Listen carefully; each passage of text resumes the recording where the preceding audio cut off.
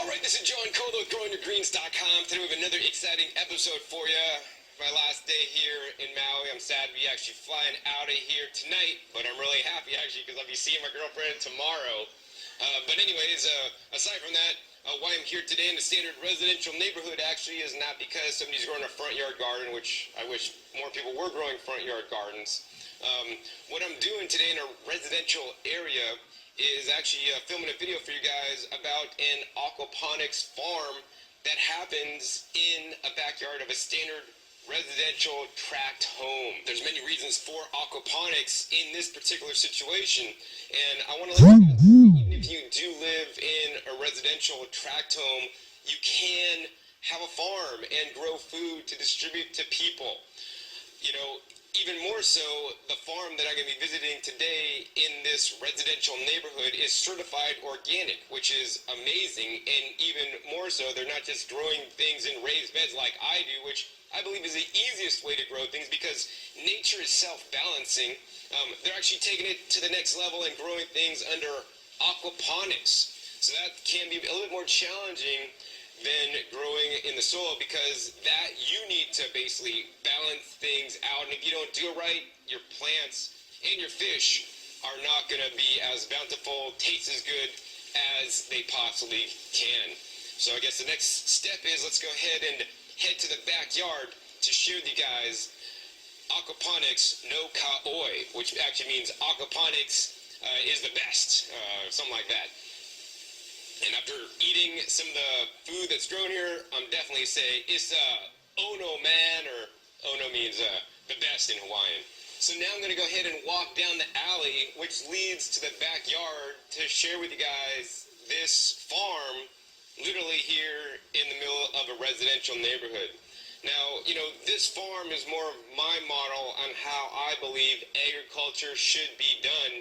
You know, if you're going to be dependent on agriculture, right, it should be decentralized, right? Right now, agriculture is really centralized, and there's big farms producing a lot of food, and they're in one place, California, and then that food, lettuce, or whatever is growing, has to get shipped to Hawaii, shipped to New York, shipped to Texas, you know, shipped to Kansas, you know, shipped all over. I think this is very intensive on the planet's resources and not the best way to do things, you know.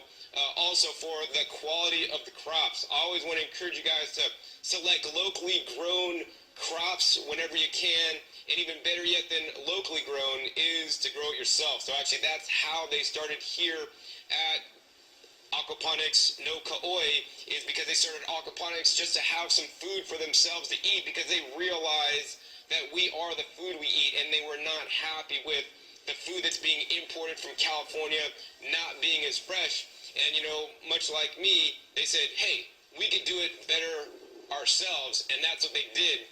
About 4 years ago, they started off with aquaponics, a little small setup, and it started working for them, and they started getting really productive. And then they just slowly and surely expanded and into making it, you know, commercial business. Now, one of the jokes that was told earlier today by the farmer is that you can make a small fortune in aquaponics. The way to do that is if you start with a large fortune, you buy all your aquaponic stuff and start doing it, and then you end up with a small fortune. So this is definitely not a get-rich-quick scheme, although you can make a living at it if done properly. You know, as we're going to see back there, he produces a lot of lettuce that he sells, you know, locally, currently at Whole Foods, but hopefully he'll start selling it, you know, direct to the customer to actually increase his margin, because he's basically getting wholesale price, and, you know, when you're selling things wholesale, you don't make as much money when you sell them retail. So anyways, let's go back down the alley and share with you guys the whole process of how he grows food in his backyard and really ramps up the production, and he's able to grow a lot of heads of lettuce in just a small amount of space. And this space, he calculated, is less than 1/10 of an acre. And he's producing a lot of lettuce on 1/10 of an acre. So let's go ahead and head back there. So when you walk into the backyard, you know, you're not seeing a normal backyard. And when you walk into my backyard, you're not seeing a normal backyard either. You're seeing all plants and raised beds and a whole big jungle. But I'm not seeing a jungle back here because they're not farming in that way.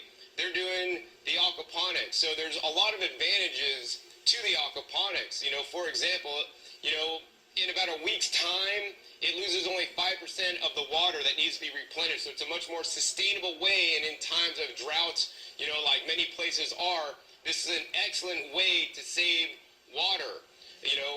The other thing is that in a small space, right? And I don't know if I could even be productive in growing this many lettuces in soil, because some of these lettuces are really packed in there pretty tight, as you guys are going to get to see in a minute. But in this whole operation here is, once again, less than 1/10 of an acre.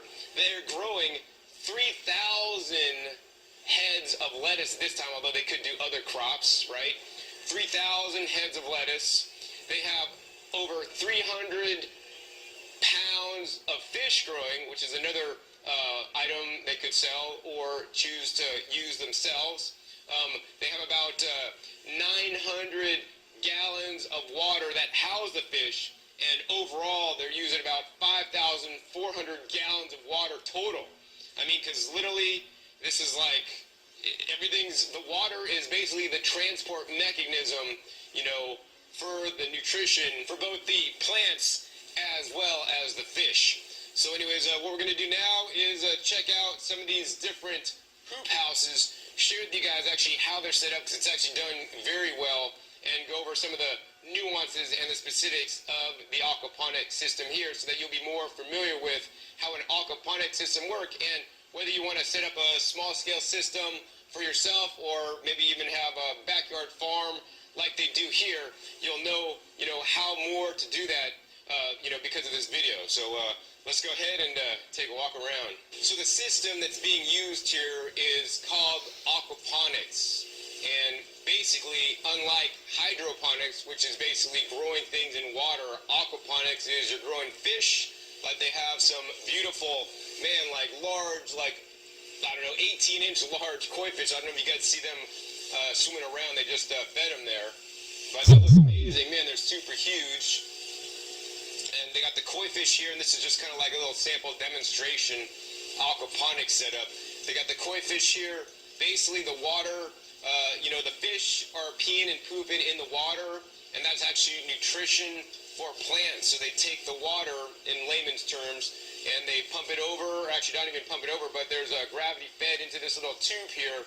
That tube then runs to this next big container, which then the water is distributed in through the rock media, which acts as one layer of filtration.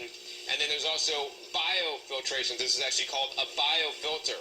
There's beneficial microbes in there that's breaking down the nutrients in the fish poo and pee that are now feeding these amazingly tall ginger plants. You guys can't really see there.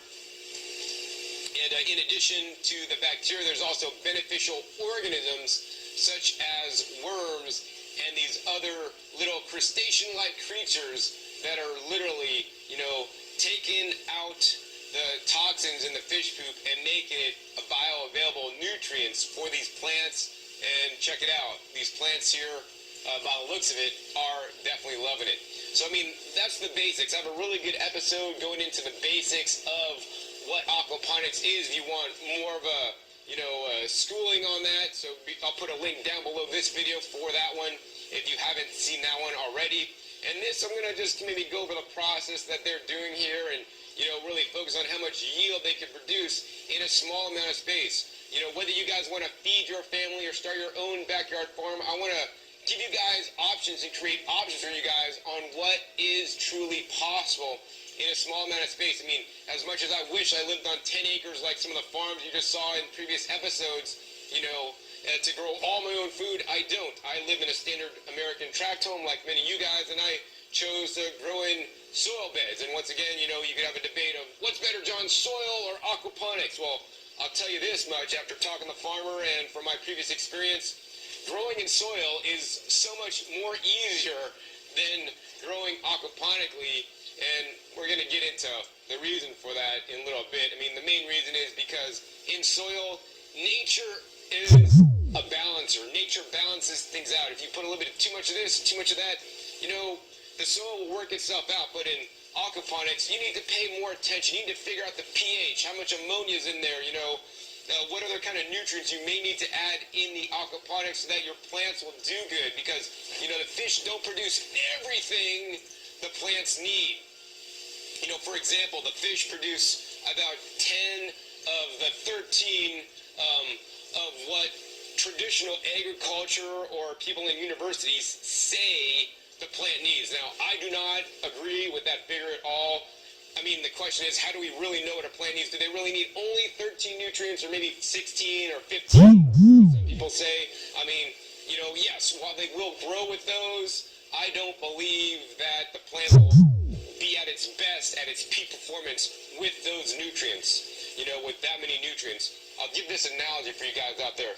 I mean, human beings, a standard adult male, needs about 2,000 calories a day to live, to function, is what, you know, the government says. And, you know, is there a distinction between going out to McDonald's and eat 2,000 calories at McDonald's, which is about, I think, 2 Big Macs, maybe even 1.5 Big Macs, 2,000 calories of Big Macs, you know, and people are living fine, they're growing, and they're getting fat on Big Macs?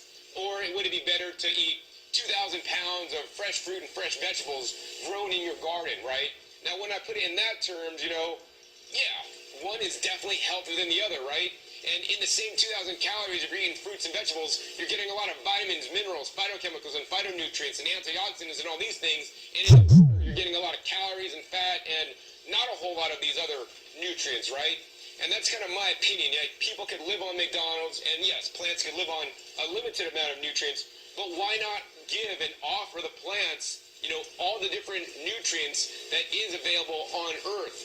And, you know, so that's more my gardening style that I like to do in my soil-based garden, but I would also transition into doing in an aquaponic system, because I believe it is so important. So I will, in this video, explain some ways you can actually introduce trace minerals into your aquaponic system to ensure your plants get everything they need, you know, instead of just the 13 or 16 minerals that, you know, big education says you need. Because, you know, I never, and here's a disclaimer too, I never went to school for, you know, for biology or horticulture, none of that stuff. I'm just self-taught, and I want to encourage you guys, you know, instead of going to some university to take an aquaponics class and to learn gardening, learn by doing. Watch my videos. You know, my videos, you know, are good in some senses because I think out of the box, because I don't have a horticulture degree. I don't know none of this stuff that people talk about half the time, but I'll tell you what works, right?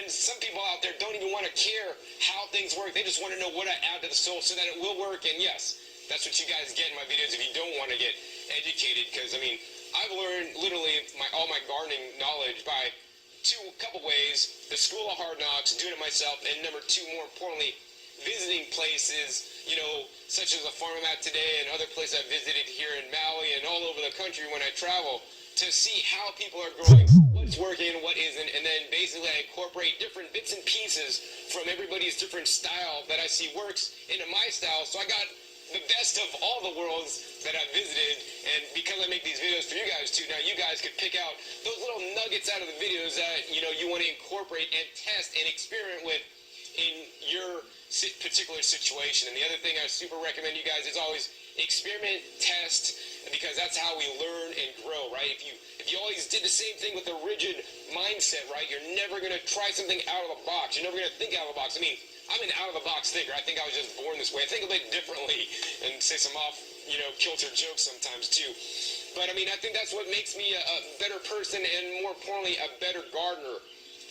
So I guess with that, let's go ahead and get into how this system is growing here and how they're able to grow a lot of food in a small amount of space.